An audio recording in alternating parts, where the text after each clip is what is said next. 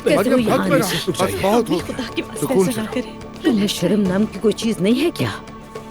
बेगैरत कहीं की।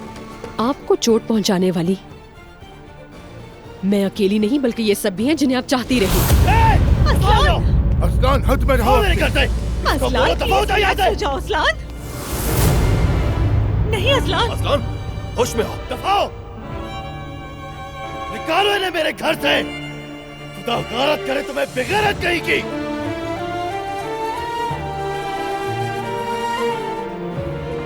क्या वो एलिफ तुमसे पूछ रही थी कि मुझे उससे मोहब्बत है और हम कैसे एक हो सकते हैं? अरे नहीं, हरगिज़ नहीं। कैसी बातें कर रही हो? पागल हो गई हो क्या?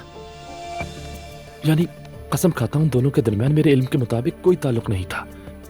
जितना तुम्हें पता था उतना ही मुझे पता था। तुमसे कहा है थोड़ा बर्दाश्त करो। परेशान कर दिया अलिफ ने यहाँ आकर। ठीक है असलान, मैं ये नहीं कह रही कि खाला दुरुस्त है, लेकिन ये रवैया क्यों? ताकत का इजहार करना, ऊंची आवाज में बात करना और हुक्म चलाना और कहना कि अब जो कुछ होगा मेरी मर्जी से होगा। सही कह रही हो, सही कह रही हो दुआ, मगर तुम्हें थोड़ा और सब्र करना होगा दुआ। क्या अभी उमर से मोहब्बत करती हो?